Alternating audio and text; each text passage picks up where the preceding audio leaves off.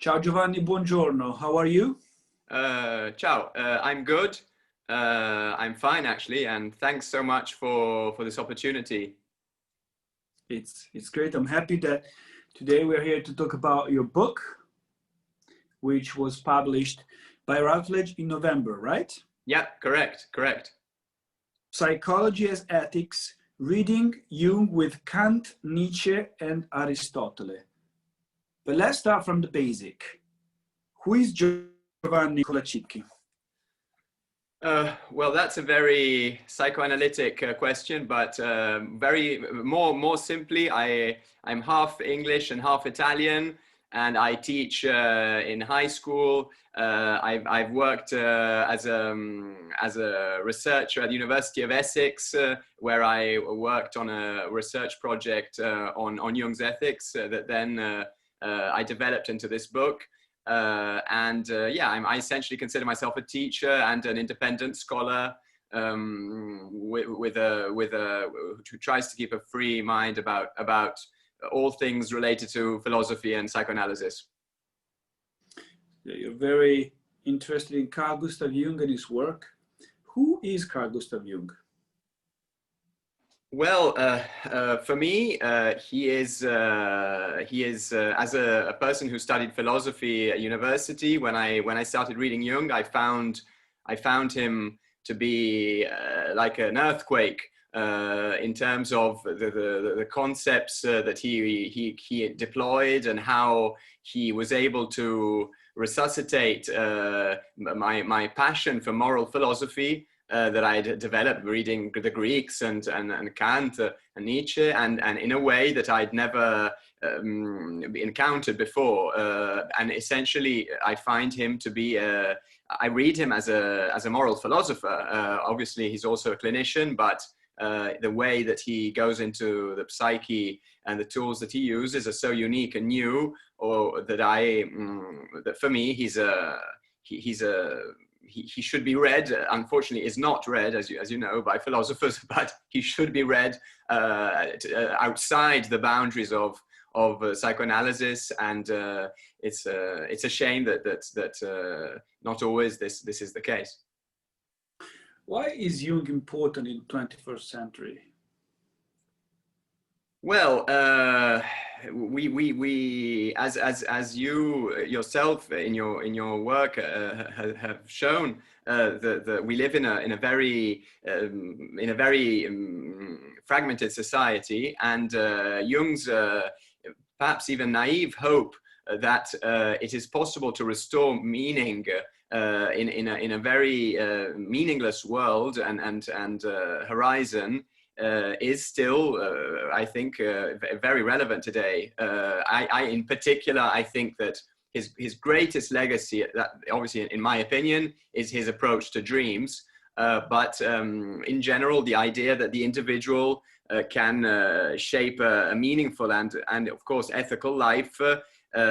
All these things sound a bit old-fashioned, but I believe that they are not only relevant today, but also they can make life more interesting and more fulfilling. So why not Jung in the 21st century?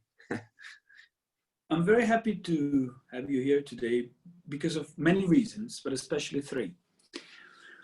The first one is that we are both linked to Essex, where I'm currently doing my PhD and where you did your PhD. And I am a believer of the Essex School of Analytical Psychology. As many of our viewers know, Essex University, or the Department of Psychosocial and Psychoanalytic Studies at the University of Essex, is very important, very strong. And many of our colleagues come from there, come from this intuition that Andrew Samuels and Renos Papadopoulos had many years ago. So I believe that as one used to talk about the Frankfurt School, now we should start talking about the Essex School of Analytical Psychology. So scholars that went to Essex to train academically, not clinically, and now they're spread around the world.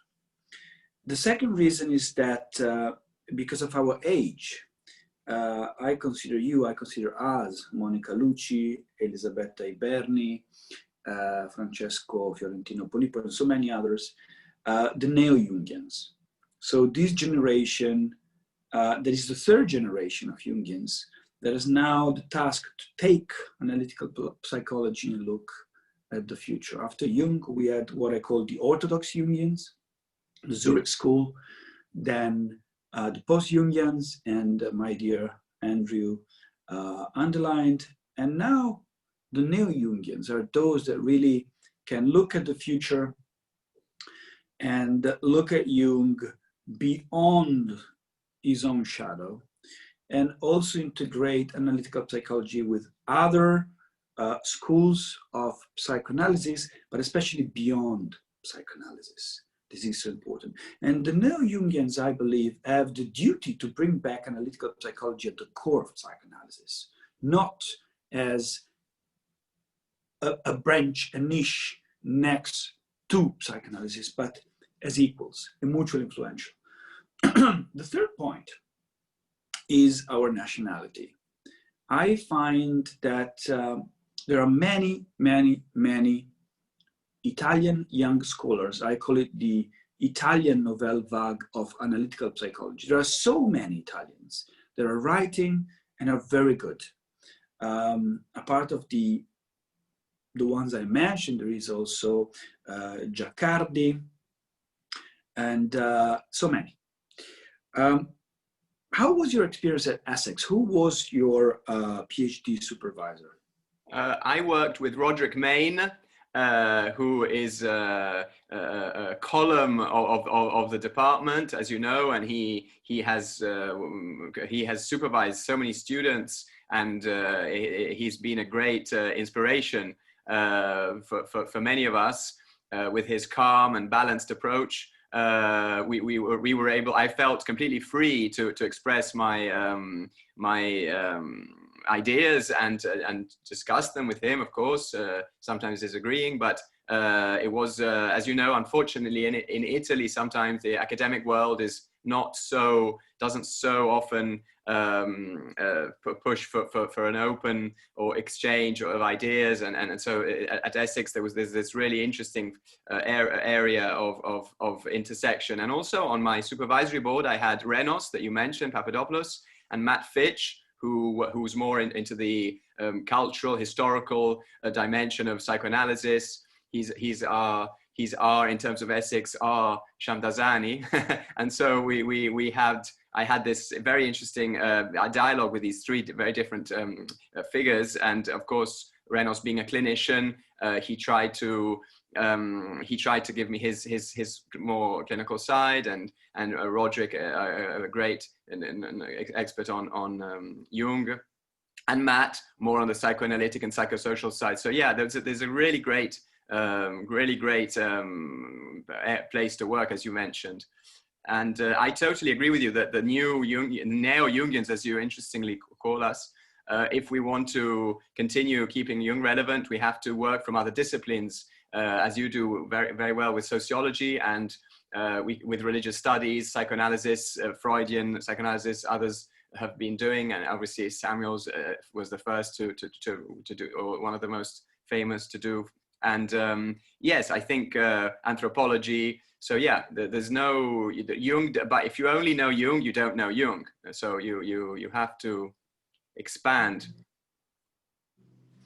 Let's talk about your book, because that's why we're here. Yeah, we've been chit-chatting a bit to warm up, to break the ice. Paul Bishop, who is very well known in our community, says, Giovanni offers a fresh and in-depth analysis that shows how Jung reshapes Kantian and Nietzschean themes, recasting them in the language of analytical psychology, essential reading for academic critics and clinical practitioner alike. How did you come to the idea of this book? Tell us about the process, the creative process. Well, you can't fault Jung for being narrow-minded. If anything, he was extremely open-minded, sometimes even too much. And so I tried to understand which are the most important influences on his ethical outlook. And I came up with essentially three great areas, one being Kantian philosophy, moral philosophy, the other being Nietzsche, and the third being Christian philosophy and Christian ethics. Aristotle is a slightly different story, but we might talk about that later on. But essentially, I realized that for Jung, his two great ethical fathers were Kant on the one hand and Nietzsche on the other. Excuse me. And the interesting thing is that Jung is able to integrate these two authors who have apparently not so much in common through the fact that for Jung, there are two players in the game of ethics, one being consciousness and the other being the unconscious. So Kant clearly gives Jung a moral framework for the conscious side of our ethical strivings, for the need to do our duty, whereas Nietzsche, it stands for all the irrational, even individualistic at times, and creative dimensions that are what Jung sees as being the unconscious. So he can work with these two sometimes contradictory figures. And again, I find it quite fascinating how he is able to pull this off. The book is divided in five chapters plus introduction and conclusion. Chapter 1 is Morality, Freedom, and the Ego, the Kantian Legacy. Can you tell us something about that? Yes, well, Jung would like to consider himself a Kantian. He said that Kant was his philosopher to other students. And he really believes that we are free and we are autonomous.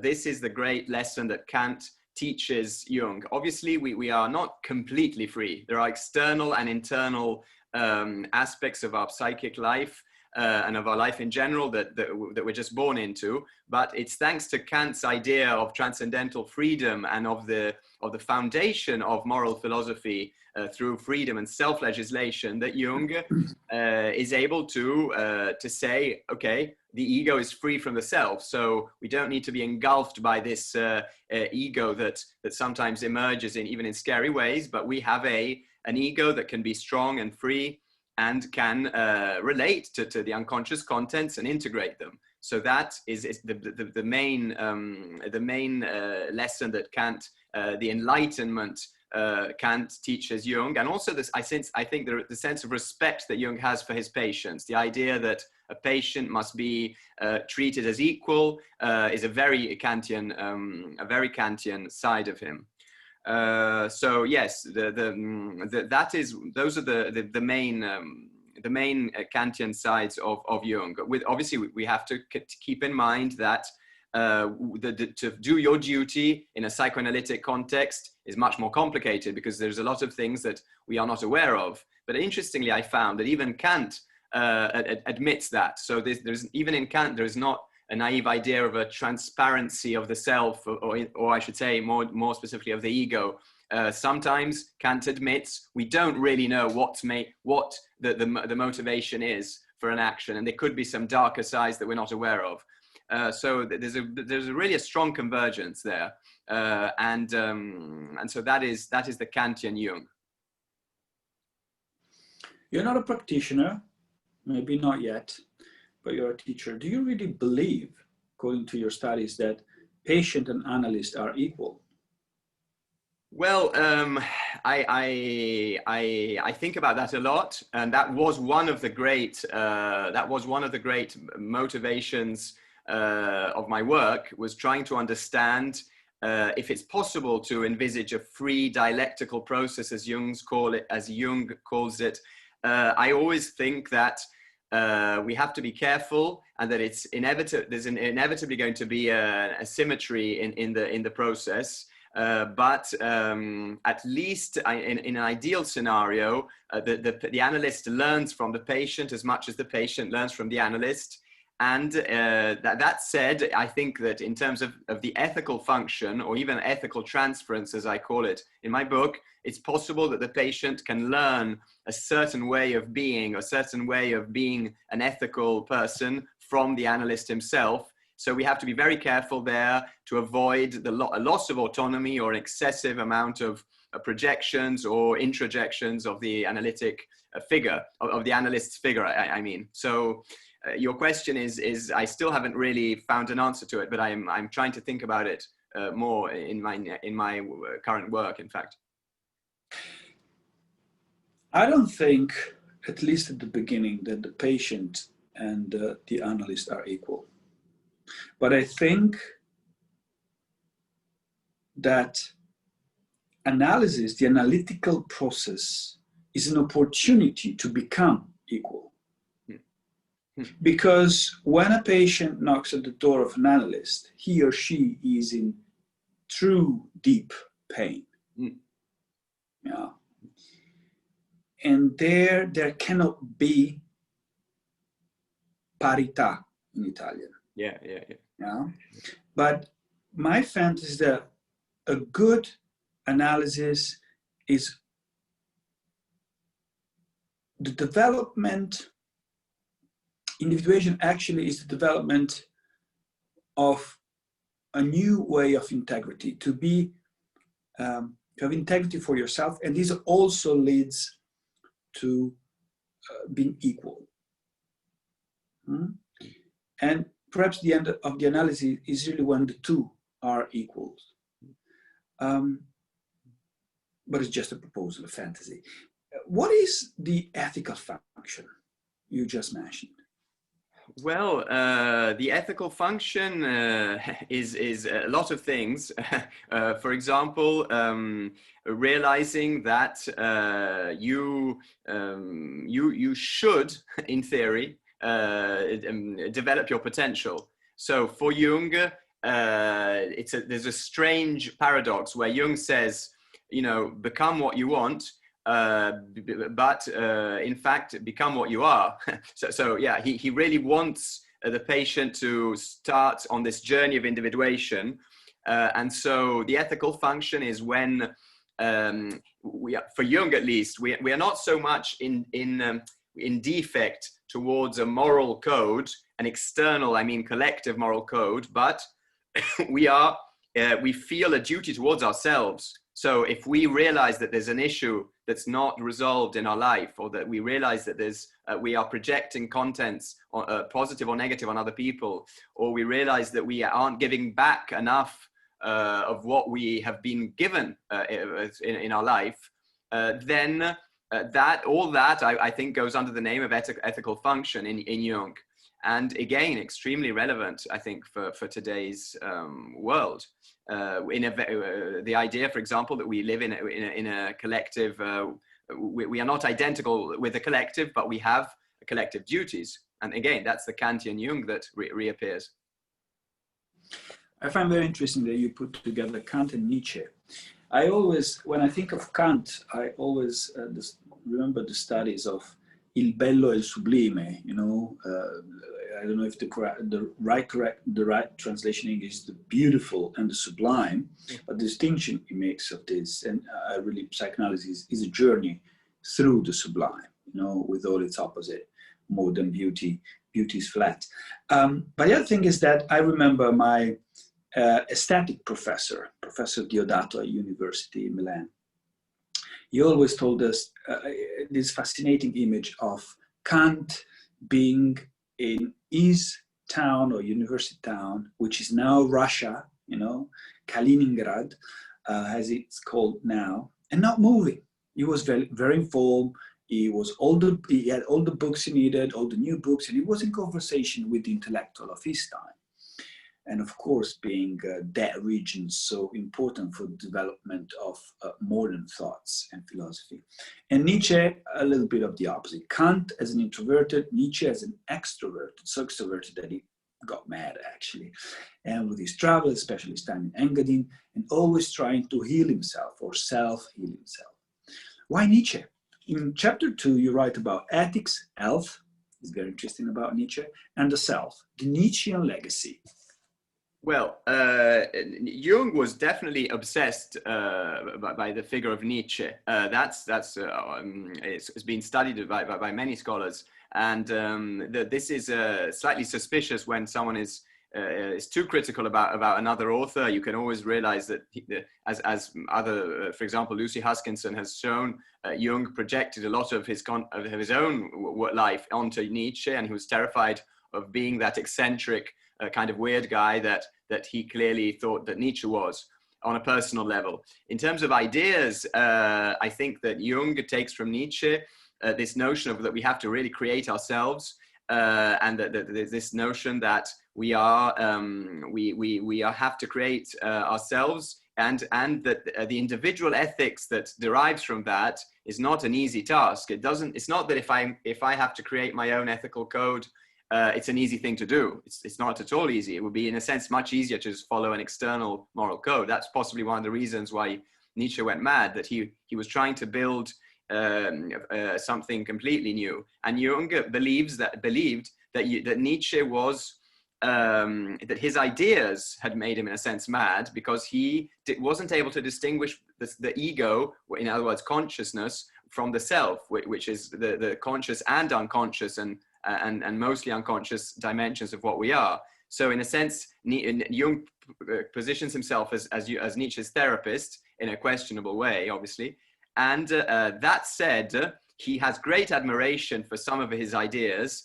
For example, as you said, the idea that health is a fundamental criterion for establishing, ironically, a criteria that Nietzsche discovered, but he wasn't able himself to follow.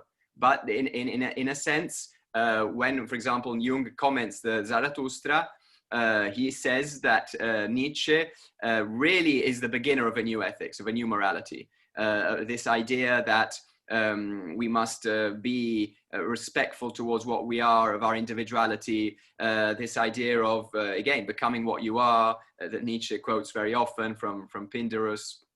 And so it's a fascinating story, the Nietzschean legacy in Jung. But it somehow strangely fits if you keep hold of the Kantian Jung, I feel that the Nietzschean Jung can be better understood, and vice versa.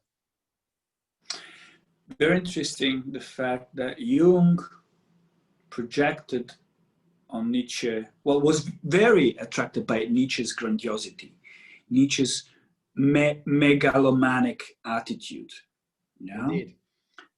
And somehow Jung had that, but he always had a Christian or Judeo-Christian need to contain it. Yeah. Yeah. I was perhaps scared to become so mad. In fact, there is literature about his psychosis. Somebody says he was psychotic. Sonu Shamdasani says he was not psychotic. But the result is the Red Book. I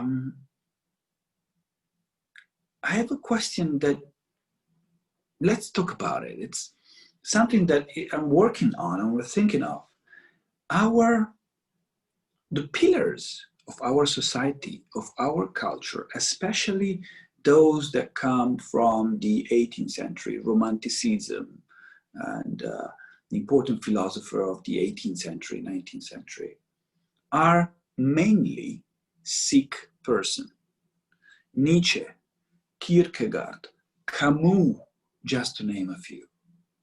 Our current cultural philosophical background is derived from people that were mentally ill, as we would say now. Depression, anxiety, even maybe schizophrenic. What's your take on this?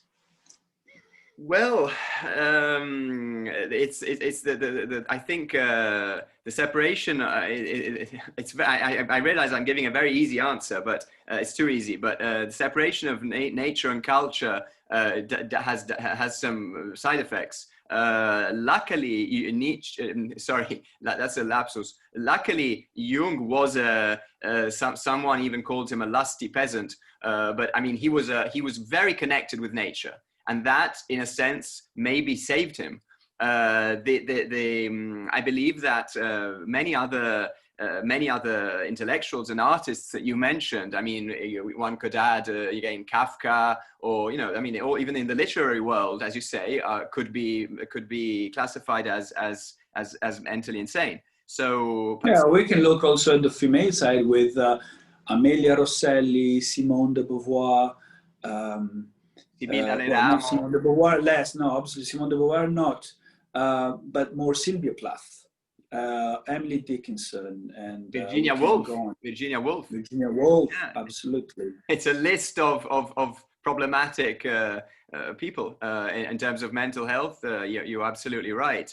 And it's interesting that we teach all these authors at school. Obviously, they are great authors, but somehow, I mean, Leopardi in Italy is an example of a clinically depressed poet. I mean, we live in an ill we live in an ill space. Maybe the illness is a bit hidden if you're not a genius. We're all ill, maybe, and when you're a genius, the illness comes out more. that could be an explanation. But I think Jung was able to keep his madness in check. He certainly tried to have a good relationship with it, as you know from the fact that he dialogued with these inner figures of schizophrenia, of schizophrenic nature, I guess. But he sort of kept them in check in some way. But before to move on to Aristotle, very interesting that Jung was really interested by Nietzsche and Nietzsche's work. Nietzsche is famous for having said and written, "God is dead," which at that time was true. And then Jung started working with, or again, we go back to equality. Did he have or did he not have an equal relationship with Freud? And Freud was the one who wrote "Religion is an illusion." And perhaps at that time, religion was an illusion. And then, to compensate both Nietzsche and Freud, Jung built up his theory around the concept of spirituality.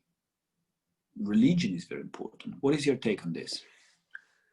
Well, a lot of work has been done on Jung's religious side that, as you very correctly summarized, it in a sense saves him from the extremes of Nietzsche.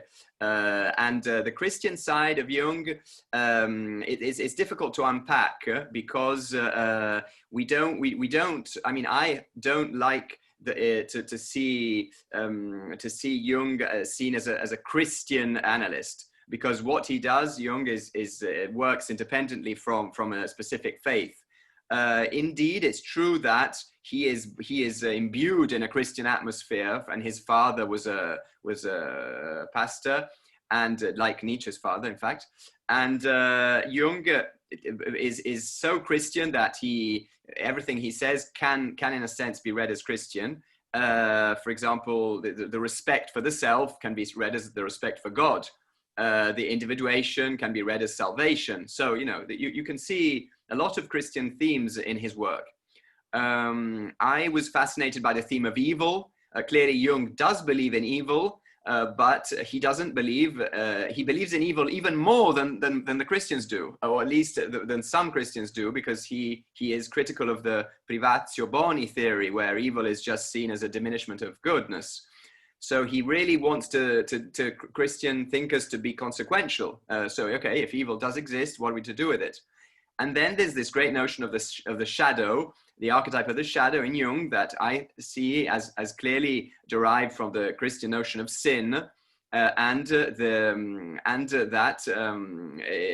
can be usefully integrated in a Jungian framework, without necessarily adhering to a religious outlook or a specific religion in that sense. So yeah, there's even a Christian Jung that we have to acknowledge. Chapter 3, Character, Virtue, and Psychoethical Types, Aristotle and Jung. Why Aristotle? Well, I tried to write a book about Jung and about moral philosophy, and moral philosophy, probably the greatest work in the history of moral philosophy, aside with Kant's critique of practical reason, is probably the Nicomachean Ethics. It's probably the most influential, at least, and one of the greatest, I would argue. And I realized that both Jung and Aristotle, Jung doesn't write much about Aristotle, but they really have very, very similar concerns, very similar focuses. This one focus, for example, is that there has to be a balance between reason and feeling or the emotions, which in Jung would be the unconscious. And another is that we have to develop we have to fulfill our nature, which is also a very Aristotelian theme. And I sort of played around a bit with this idea of akrasia, which in Aristotle is the idea of knowing what is good and not having the moral strength to follow through. And that seemed to me, that could be read in a Jungian way as I thought that the acratic patient, the acratic individual in Aristotle could be seen as a patient who begins to understand about his unconscious, but somehow isn't able to transform his life accordingly. So I try to use some Aristotelian categories to understand Jung a little bit better, and Jung's focus on the fact that, for example, knowledge is not enough. To know yourself is not enough. It's a funny story that Jung talks about a patient who came in and told him all about his neurosis, had already sort of analyzed himself, but Jung immediately realized that this patient saw it as a completely theoretical thing. He didn't apply it to his own life. So, and also this sense of a habituation that we have to gradually, very slowly become good, an Aristotelian idea. It's not something that happens from one day to the other. I think it's very present in Jung as well, even if it's been not so much studied and developed alongside the notion of phronesis, of wisdom, practical wisdom. Let me shake the box a little bit and provoke you. Jung used to say knowledge is not enough. Yes, that case is very, very famous. This patient came with 2 big books. But actually, those big books were written employing the Freudian approach. Yeah, so what it means was the spiritual function. But let me shake the box and bring in Spinoza's Letizia. Letizia as a constant enlargement of knowledge that helps you to know more about you. That's for me a very important concept. The more we know about us, and when this is linked with the spiritual function, so forget about Nietzsche's God, forget about Freud's religion, but really think of God as nature, the cosmos as what we are, then we can know more about ourselves. And actually, for me, the most important teaching of Jung is when he says, when I can interpret a dream and my patient has a feeling of calmness and reassurance, for me, that's it. That's it. We are looking for, especially in the 21st, active, technologically advanced society, we're looking for a sense of calm and reassurance. Perhaps it's a little bit regressive because it's the calm reassurance we wish we had with mom or with the parents. Those that had it, lucky them. Those that didn't have it, well, we have to look at somewhere else. Gigerich would say, look into yourself. Exactly yesterday, a patient came with a beautiful dream about the anima, where there were male figures that at some point were disappearing, female figures were staying. A young female figure, flirtuous and very seductive, could be like Ellen of Troy, and another more maternal, but also spiritual, someone you don't have to explain who you are, someone that is there for you, whatever you are. And this for me is an interesting, of polarized opposite as in this 2020. But moving on from this, chapter 4, humility, evil, and the shadow, the Christian legacy. Why these 3 bits, humility, evil, and the shadow, are so important? Well, humility, I think, is interesting because it's the flip side of the risk of dogmatism. So obviously, we think of a Christian as being someone who, and in general, a religious person as being someone who knows what is good and what is evil. And I think Jung is quite clearly good at flipping this round and saying, whenever we make a judgment of what is good and evil, this in fact is very shaky. It's very difficult to judge ourselves, and it's particularly difficult to judge others. So this kind of notion that Jung quite often says, we are not God. We do not know the situation from within. We do not know what moves that person in front of us. Well, that seems to me a way to avoid, in fact, the Christian sin of pride. Because for a true Christian, not every Christian is like that, but a true Christian knows that pride is the capital sin. And pride is something that a good analyst, and Jung tries to be one, should avoid.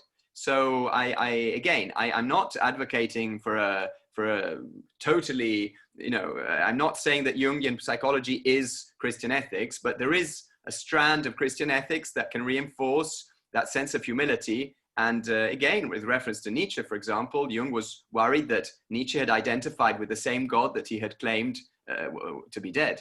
So yes, that is why I added humility in the title to evil and the shadow. Chapter 5, Post-Jungians on Jung's ethics. You can say whatever you want. I see a complex here. Maybe respect for the post-Jungians. Well, okay. Let's say that there's a lot of things to unpack. In general, I realized that Jungians and post-Jungians realized how much ethics was in Jung, but not always were able to see the plurality of sources that inform his ethical outlook.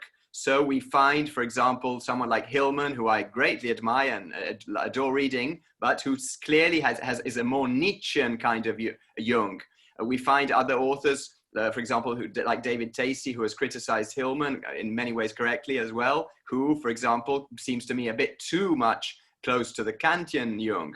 And von Franz, in a couple of passages, I found seemed to me to endorse the Christian Jung slightly in a puzzling way. For example, she talks about an evil guy who she says, I expected him at some point or another to have a certain shadow dream or a certain reaction of the unconscious, and it never came. And it felt like she was saying, why didn't God punish him? Why didn't God come down with so I felt that she was underestimating the difference of ethical sensibilities that we can have. So there are clearly, not that she wasn't aware of that, but it's kind of something that slips out of her pen while she's writing, that seems to me to come from a reading of Jung, which sort of has too much of an objectivist stance. It's very difficult in Jung to slip from objectivism and to subjectivism without things getting too confused. So I don't think Jung is a relativist, but he certainly knows that each person has his or her own level of ethical reaction or ethical sensibility. As you also write in a very interesting paper, individuation is not for all, and probably it shouldn't be for all. You can't impose it on anyone like a religion. It's something that to know yourself, even for someone who is going close into that direction, is an unending task. It's not. You can't say from today I'm individuated. You can be closer to yourself, but you can't get there and then your life is over. Then your life is done. Your book is very interesting. It's not an easy read. What I really, really appreciated is that you are very good in underlining the move, the shift, the transition from ethics and new ethics. And perhaps individuation is really an opportunity for new ethics, your own new ethics, beyond society, beyond institution, beyond the family. And it's a task, it's a difficult task. It's a difficult task. you know, to find the courage to look into yourself and to challenge everything you were told. That's why individuation is a lifelong process. I remember my first analyst, Dr. Alessandro Albizzati. We didn't work on humility, but more on the concept of being humble and the opposite. And I remember when he said, when you're able to humble yourself, you're strong. And when you're strong, you're humble. So it's very important. Giovanni, I wish you the best for this book. Wish you good luck. I hope you will, I don't know if it's okay to say to sell many copies, although we are published by the same publishing house, so they want to sell many copies. But I hope this book will be read and studied by many colleagues, non-colleagues, by people that want to know more about Jung, Jung and ethics, and actually to know more about the new Jungians, the new generation that is coming up. Thank you very much for joining. Actually, we can call it a new series, the neo-Jungian series on YouTube.